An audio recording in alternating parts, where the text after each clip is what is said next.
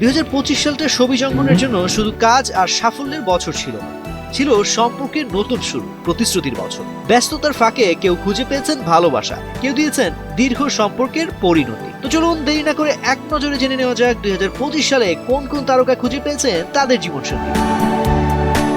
তাহসান খান বছরের শুরুতেই আলোচনার কেন্দ্রে জনপ্রিয় সঙ্গীত শিল্পী ও অভিনেতা তাহসান খান। গত 4 জানুয়ারি ঘরোয়া আয়োজনে তিনি বিয়ে করেন মেকআপ আর্টিস্ট রোজা আহমেদকে।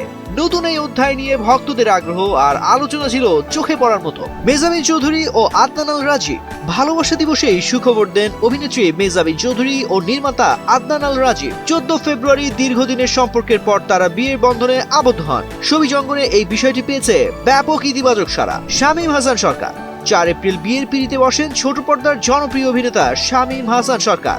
আইন বিভাগের ছাত্রী আফসানা আক্তারের সঙ্গে পারিবারিকভাবে সম্পূর্ণ হয় তাদের বিয়ে। জামিল হোসেন ও মুনমুন আহমেদ মুন একসঙ্গে কাজ করতে গিয়ে পরিচয়, সেখান থেকেই প্রেম। গত 6 এপ্রিল বিয়ে করেন জামিল হোসেন ও মুনমুন আহমেদ মুন। চুপিসারে শুরু হওয়া সম্পর্ক এবার পেল আনুষ্ঠানিক স্বীকৃতি। শবনম ফারিয়া বছরের অন্যতম আলোচিত বিয়ের খবর আসে অভিনেত্রী শবনম ফারিয়ার কাছ থেকে। গত 19 সেপ্টেম্বর রাজধানীর একটি মসজিদে তিনি বিয়ে করেন তানজিম তৈয়বকে। মাইমুনা ফেরদৌস মম 21 নভেম্বর প্রযোজক ও পরিচালক রাফায়েল আহসানকে বিয়ে করেন অভিনেত্রী মাইমুনা ফেরদৌস মম।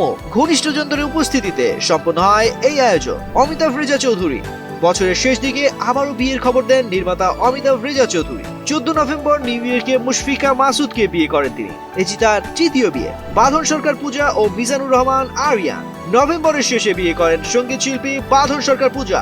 আর ডিসেম্বরের শুরুতেই বিয়ের খবর জানান জনপ্রিয় নাট্য নির্মাতা মিজানুর রহমান আরিয়ান। 2025 সাল তাই ছবি জঙ্গনে শুধু কাজের বছর নয়, ভালোবাসা আর নতুন জীবনের শুরু হিসেবেও। বিনোদন ডেস্ক, বাংলাদেশ প্রতিদিন।